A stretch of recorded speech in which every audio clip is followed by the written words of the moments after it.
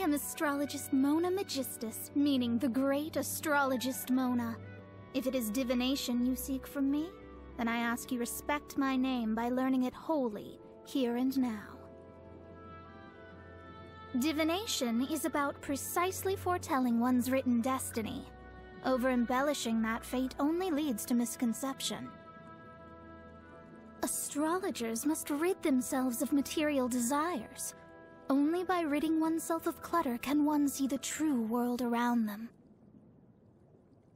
Fate is called as such, for it cannot be changed, nor can it be reversed.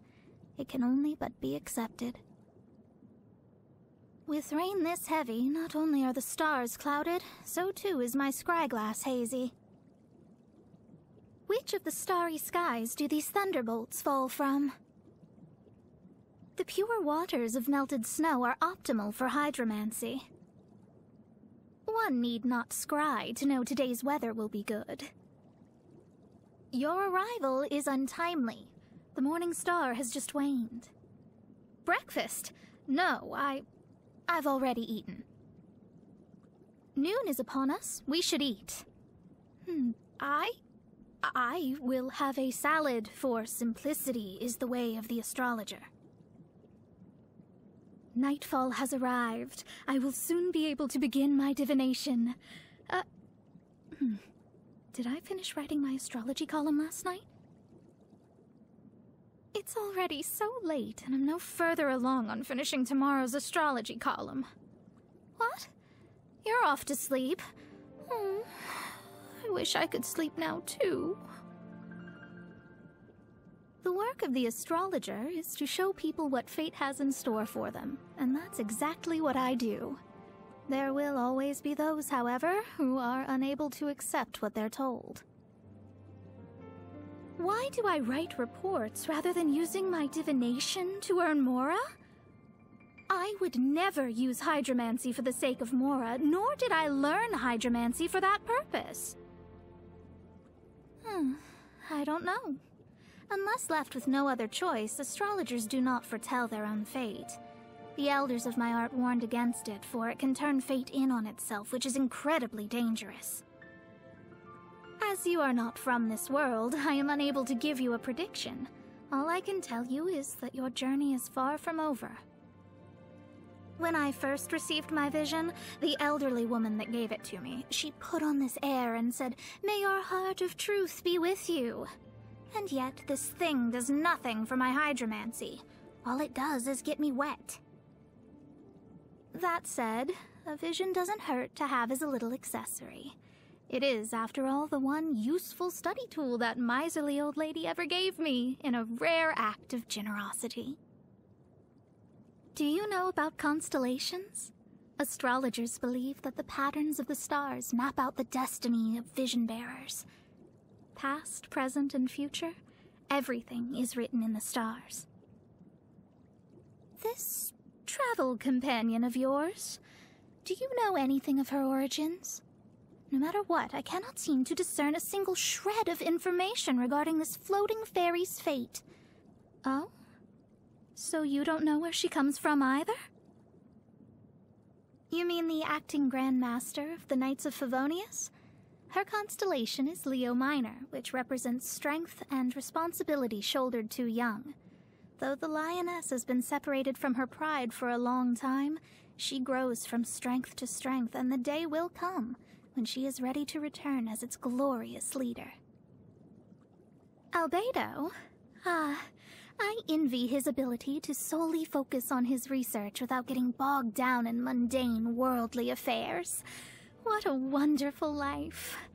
If that batty old lady hadn't had one too many screws loose, perhaps that's the life I'd be living by now myself. Ah, yes, Alice's daughter. She's in the custody of the Knights of Favonius, and Albedo looks after her too. She's blessed to have Trifolium as her constellation, which represents good luck. I'm slightly envious. Although, if I'd been blessed with good luck, I suppose I never would have had the great honor of running into that old woman, would I?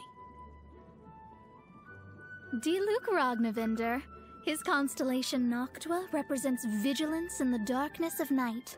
A lone guardian keeping watch, longing for the splendor of dawn, yet destined to solitude in the dark days preceding its arrival. Or wait, maybe Noct was the one tied to wealth. Kaya Albrick. He's a Pavo Ocelus, destined for greatness and grandeur, and to hide ugly realities behind a layer of charm and elegance. He believes he has made a clean break with his past, but one day fate will catch up with him. When it does, he will have a major decision to make. A Tempus Fugit. The constellation derives its name from the hourglass and stands for knowledge and time, or rather, the trade-off between them. As each grain of sand falls down, a moment of time, of life even, dies for good.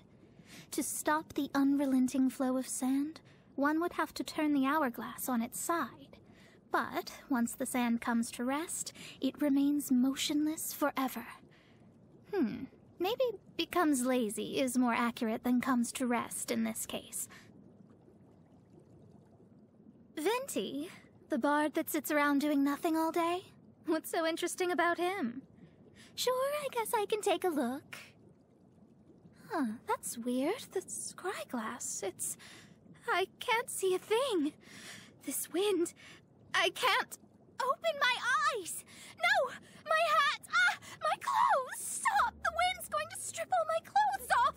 Make it stop, make it stop. All right, I'll never do this again. You want to chat? For fun? Oh, I don't usually have spare time for such activities, especially when I have so many columns left to write. Then again, since it's you, it might be worth it. A change of pace once in a while isn't such a bad thing. Income. From astrology.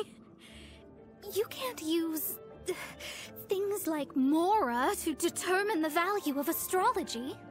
You need to understand, hydromancy is the one and only means of discerning people's true destiny in the whole of Teyvat. No matter how much Mora or gems you might have, the value of fate is quite simply incalculable. Perhaps not the smartest question you might have had for me. You want me to explain how astrology works? I'm not sure you'd understand even if I told you, but since you ask, the method I use is called hydromancy, the art of inferring fate from the illusory reflection of the stars on the water's surface. The inverted reflection in the water is an image of the heavens from within which the truth of our world can be observed. It is the one and only success story of that old lady's research endeavors. Mona Magistus, the astrologist. We came up with that name together, the old lady and me. She said it had a nice ring to it, but then she started calling me Meg for short, which is obviously unnecessary because clearly Mona is already suffice for a shorter name. No, you are not allowed to call me that. It's embarrassing. I knew I shouldn't have told you. The golden rule all fortune tellers abide by is never offer advice. Only state the results of the divination.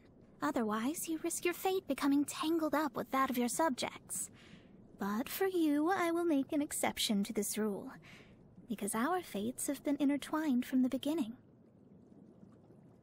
My hobby, stargazing.